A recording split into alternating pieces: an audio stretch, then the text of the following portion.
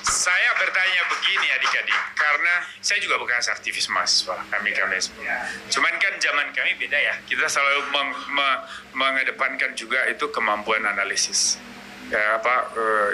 Intellectual capabilities kamu itu harus benar-benar, sehingga ketika you turun ke jalan, you mau beradu argumen dengan lawmakers yang ada di Senayan atau mereka yang duduk di istana, you nggak akan pernah mundur selangkah pun karena you juga kuat di berpikir, benar kan? Nah, makanya kemarin waktu Kahar, saya nggak banyak komen, saya nggak mau komen Kahar kemarin di TV. Karena dia bilang bahwa zaman Soeharto itu lebih sejahtera dari zaman sekarang. Kahar kan belum jadi benih pun belum kan ya zaman itu ya.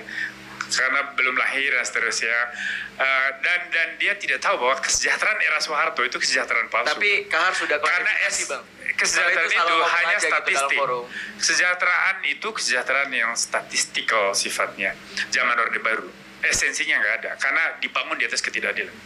Oke.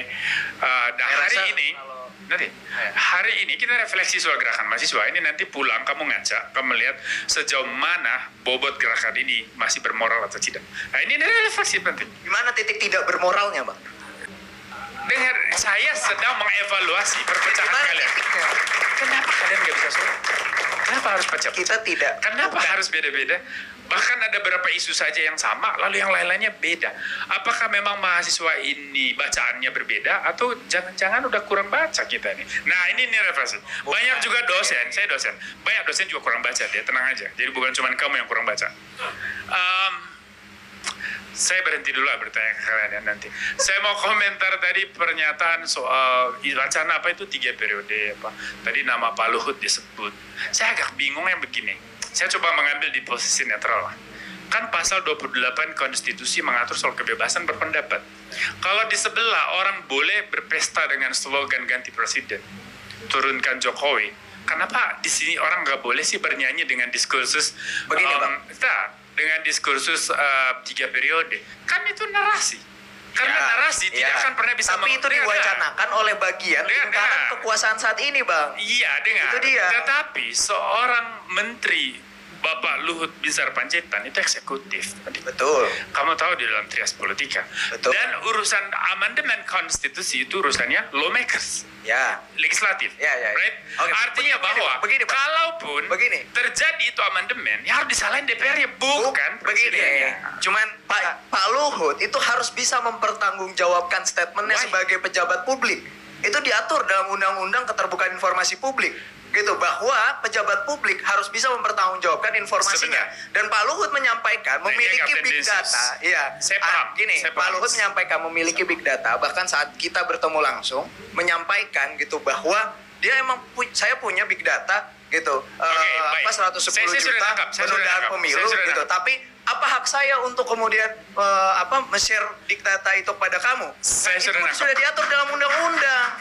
Yang kami inginkan adalah Pak Luhut juga bisa membuka data itu, Bang. Kalau beliau tidak bisa membuka, kan saya sampaikan juga pada forum sebelumnya. Kami juga buktikan nih, bahwasanya mahasiswa dan juga rakyat tidak ingin adanya penundaan pemilu begitu. Cuman begini, ayo kita coba kembali lagi ke belakang ya. Kita ngambil posisi yang coba berpura-pura netral semua lah. Artinya kita tidak punya satu keberpihakan. Oke? Kita lihat Pak Luhut ngomong itu sebagai siapa di tayangan apa? Apakah itu di sebuah acara negara atau di sebuah tayangan media? Tapi beliau kanal sebentar. Ini masih saya masih berevaluasi. Nanti kamu akan respon. Makanya pahami lebih lengkap. Kamu bisa bahasa Jerman nggak? Bahasa Jerman itu hanya dimengerti kalau orang sudah selesai bicara. Karena kata kerja inti biasanya atau kata kerja modal di belakang. Oke? Good. Saya sedang berproses. Nah, Pak Luhut ngomong di ruang mana? Dan apakah itu di Istana Negara? Artinya ketika dibicara itu, bisa saja separuhnya adalah seorang Luhut Binsar Panjaitan sebagai warga negara, tapi melekat bersamaan dalam dirinya itu adalah seorang pejabat, toh? Ya. Sehingga di ruang itu kamu boleh menuntut, benar?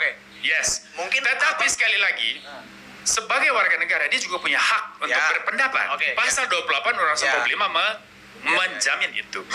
Maka kalau kita kembali ke situ, kenapa kita harus begitu agresif menuntut Pak Luhut keluarin datanya? Kenapa sih? Boleh saya masuk? Toh omongan Pak Luhut hari ini tidak mengubah undang-undang. Boleh saya masuk, Bang? Tidak mengubah apapun. Dan Presiden juga sudah mengatakan tidak ada penundaan. Boleh saya masuk, Bang?